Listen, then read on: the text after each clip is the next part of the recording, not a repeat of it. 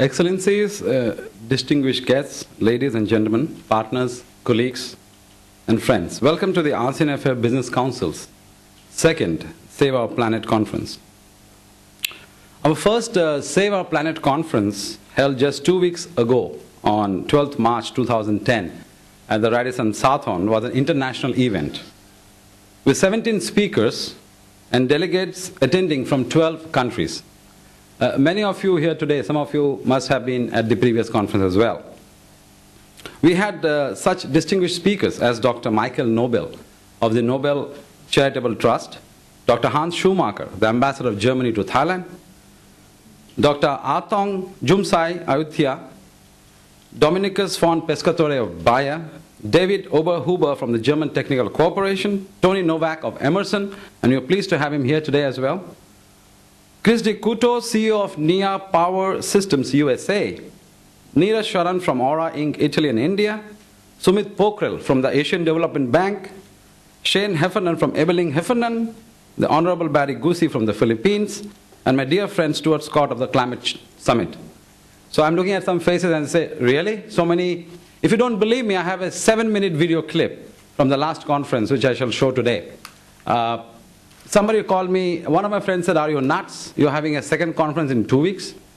So I really don't know what's happening, because this thing has been building beyond my wildest imagination. I've been told from the last conference, from all the distinguished speakers, participants, Roy, you seem to have hit a nerve. So I disagreed with them. I said, no, I have not hit anything. It is out there. People really want to find out how they can contribute, how they can get involved in doing something to mitigate climate change. Because there's only one planet on which all of us live, we know that. So I think the tremendous interest out there is again apparent in today at our second Save Our Planet conference. We have 10 equally distinguished speakers. Let me begin by thanking Dr. Kriengsak Churngwangsak for honoring us and delivering the keynote speech today. And I want to thank at the same time Paul Churngwangsak. You saw our MC today. This handsome and highly educated man, if I recall correctly, has gone to Princeton, has gone to Stanford, has gone to Oxford. So I told Dr. Kriengsak, he's going to outdo you and us all together. This handsome young man is the son of our keynote speaker, Dr. Kriengsak Churngwangsak. And also, may I add, he also represents the bright face and the future of Thailand. It is also a great honor to welcome Kun Akapol Sora Suchat, who is the president of the Thailand Conventions and Exhibitions Bureau, who will speak on green tourism. I know somebody here who told me a question he's going to ask, so he may be unhappy if I let it out. He said, in 10 years' time, do you think the tourism in Thailand is sustainable at this rate? Very good question. So I hope Kun Akapol can shed some light on where will Thailand tourism, the green tourism, go in the decades or the years ahead. Let me also give my deepest gratitude to our valued sponsors, PTT, Tesco Lotus, Ebeling Heffernan, and Beiersdorf, Thailand. Thanks also to NCC, the management of Queen Sirikit National Convention Center, ICC, and the Climate Summit. Now, this event would not have been possible without the support of you all. So please let me thank you from the bottom of my heart for making it happen. Now, with the intense interest on green technologies of the near future and our world's obsession with carbon-based fuels, and following on the 2009 Copenhagen Conference Climate Summit, which according to many was a failure, we decided, AseanAffairs Business Council decided to launch a series of conferences to debate climate change and what ASEAN can do to prevent and mitigate this vital challenge of our times. Now, the Save Our Planet Conference 1, which was in Bangkok on March 12, today's Save Our Planet Conference 2, this is a series that I'm looking at now to hold in the ASEAN capitals.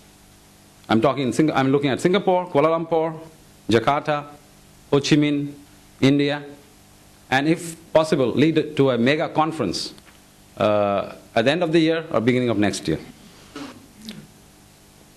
The conference, what are we trying to do with this conference? We're trying to enlighten leaders in both business and governments of Southeast Asia to the outcome of the COP15 summit, create awareness of our growing carbon footprint, and find sustainable solutions for individuals, businesses, civic society, and governments to contribute towards saving our planet. from catastrophic consequences before it's too late. Today's theme is titled The Eco-Economy. I will present us with a vision of how the future eco-economy will look like. I met an architect just now, and he works on zero energy buildings. Maybe a few years from now, the energy that we are consuming today in this building will be provided for alternative means and without zero carbon footprint. I hope Stuart, I can see a smile on Stuart's face. That's what his vision is. So we will hear from the representatives of industries today, because governments and agencies, they can only do so much. The private sector needs to also come into the game, come into play or take a stand if this thing is going to make any impact. In short, we have to take action to save our planet. Let me also take the opportunity here to briefly, as much as I can, to run through what we at AseanAffairs, what is AseanAffairs and what is AseanAffairs trying to do as a global publication.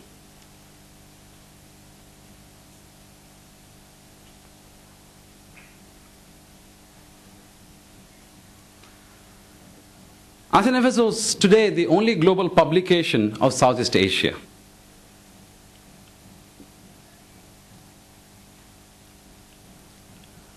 Our mission is simple.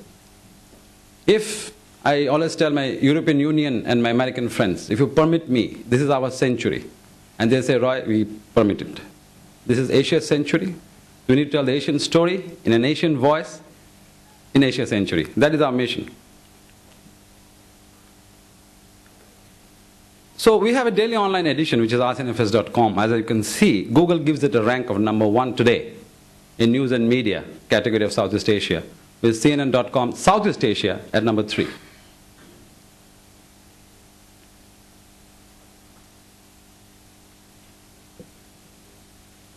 There you have it. If you go to Google and you punch in, this is what comes up. There has been this exponential growth of traffic. It's a steep upwards climbing slope. That is the traffic and visitors to our site.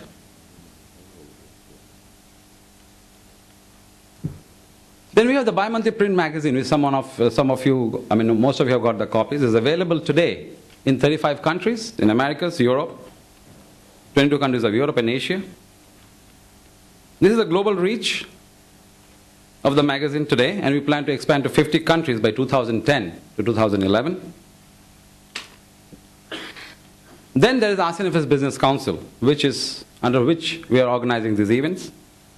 This brings together the stakeholders in ASEAN's future, both within ASEAN and beyond ASEAN, from trade partner countries like EU, India, China, Japan, South Korea, Australia, New Zealand, to engage in meaningful dialogue and find common ground, opportunities and solutions to the challenges of the 560 million people of Southeast Asia.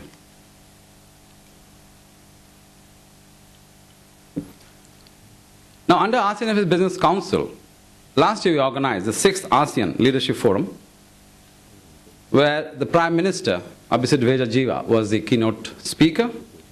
Over 200 leaders in business, government, think tanks across ASEAN attended that event.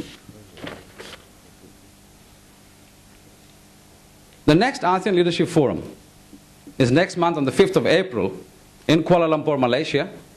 And this time, we, AseanAffairs, and our partner, ASLI, are awarding the first ASEAN Transformational Leadership Award to the Prime Minister of Malaysia on the 5th of April.